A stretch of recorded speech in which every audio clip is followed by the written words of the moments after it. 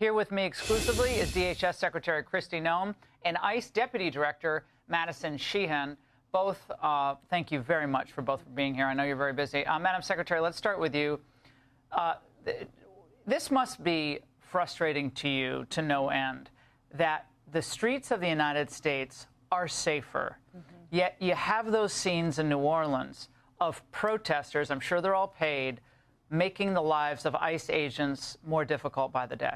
Yeah, these ICE agents have just done God's work since President Trump has come into office, and they've arrested literally thousands of terrorists and removed them from our country. And these are terrorists that are affiliated with ISIS, Al-Qaeda, Hamas. They're also affiliated with MS-13, TDA.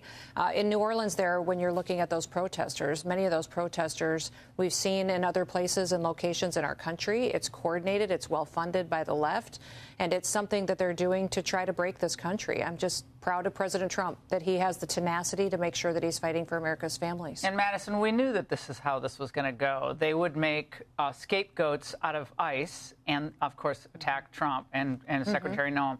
And yet they would elevate the cause of some of the individuals who've been deported, people who might not have a criminal record, but who are here illegally, who overstayed their visas. Those become the immigration sob stories of the day. They use those examples, student deported back to Honduras. They use those examples to say, you see, they're after all of you. How do you respond to that narrative tonight? Because that has been driving the left for the last several weeks.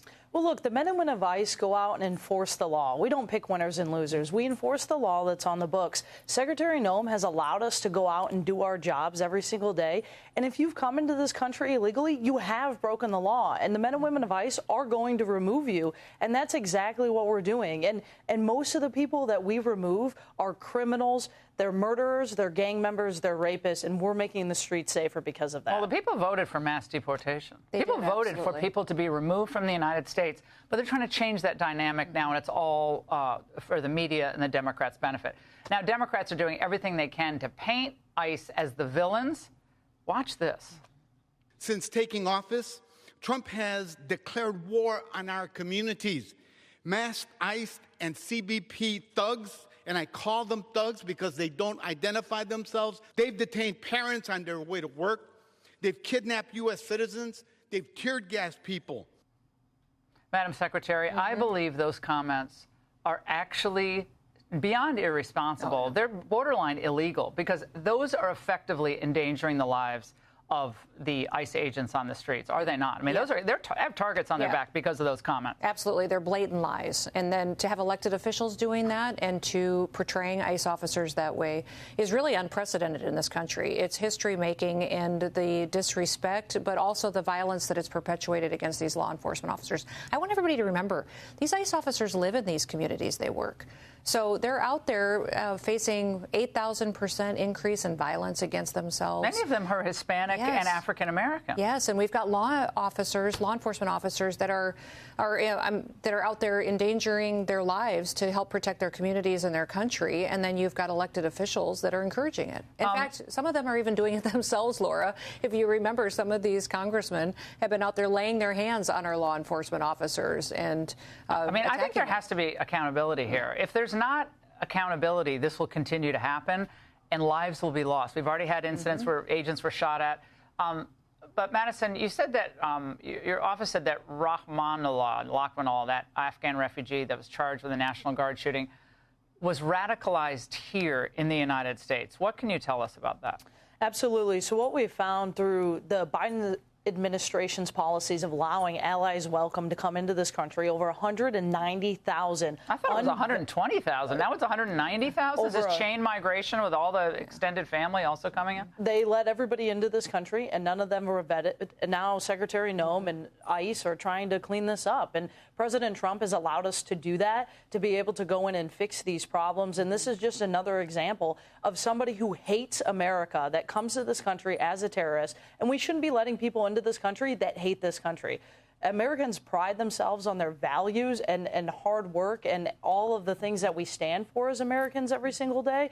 And that's what these people should, if you want to live in this country and come to this country, you should stand for those same things. Secretary Noem, what was the reason, you think, that so many Republicans favored bringing in all these Afghan refugees. I mean, I remember battling with our favorite friends up on the Hill. Oh, we promised them. I looked around, I said, I didn't promise them anything. Yeah. I mean, now we have 100,000 interpreters? I mean, this is just nonsense. But people were, this was like forced down the throats of the American public. I don't think anyone wanted this. Yeah, no, I think that what happened is so many of them were hearing stories of people that were protecting our patriots, our men and women who are serving in our military and wanted to be advocates for their friends. But what I would say is, Laura, when we had these individuals come in, not only that did we have these 120,000, 200,000 different individuals that came in through this program, we also have 1.5 million people that were backlogged in the asylum cases that Joe Biden administration had facilitated in. So if you look at 1.5 million people that they had allowed to apply for asylum, that they'd never vetted, that were backlogged, even if people had wanted to come and claim asylum credibly, they couldn't because the Biden administration was just allowing people to come here and allowing them a free-for-all at the United States and our territories in our country, and then they weren't vetting them and backlogging their cases. 19 countries are now on this travel ban. He had another travel ban that was overturned by the Supreme Court in the beginning of Trump 1, as you remember. That had to be tweaked a couple of different times. Now, will we hear this is perhaps expanding to 32 countries? Can you confirm that, and could you tell us which are some of the countries they're adding to that list? I won't be specific on the number, but it's over 30. And the president is continuing to evaluate countries. Listen, if they don't have a stable government there, if they don't have a country that can sustain itself and tell us who those individuals are and help us vet them, why should we allow people from that country to come here to the United States? Madison, do you find that the ICE agents, the men and women of ICE who are working day in and day out to carry out the president's mission that he ran on, laws that were passed by this Congress on Capitol Hill, are they demoralized or are they energized? I think they're energized. What we've seen, and we've got the numbers to prove it, we have a recruitment campaign for new ICE officers going on right now. Over 200,000 people have come and said they're going to sign up and be a part of ICE. As the secretary said in the cabinet meeting this week, we're almost to the point where we've hired 10,000 new officers. That's 10,000 people who've chosen to defend this homeland, to go out and protect the American. Make sure you're vetting them. Make sure those are the good people.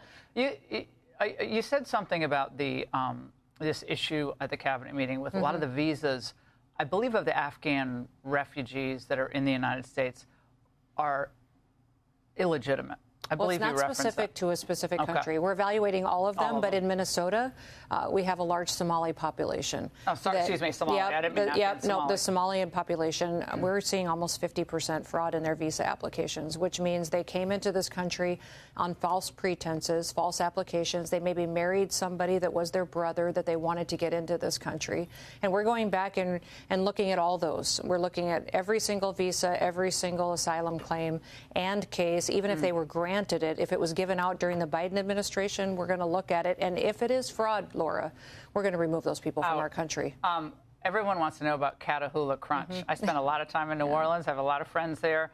They're very happy, my friends, that ICE is there. Who are some of the criminal illegals that you've gotten off the streets there? Gosh, just today we got a murderer arrested that was convicted and picked him up off the street. We've gotten several pedophiles, child sexual assault perpetuators this week already. Just in the last couple of days, dozens of individuals that were violent criminals that were released out onto those streets, and we've picked them up and we're going to bring them to justice. Well, we need more, and you're doing it as fast as you can, and it can't be fast enough for the Ingraham Angle, I can tell you that. We want to thank the men and women of ICE, and thank you both for coming in tonight. We really appreciate it. Thanks so much.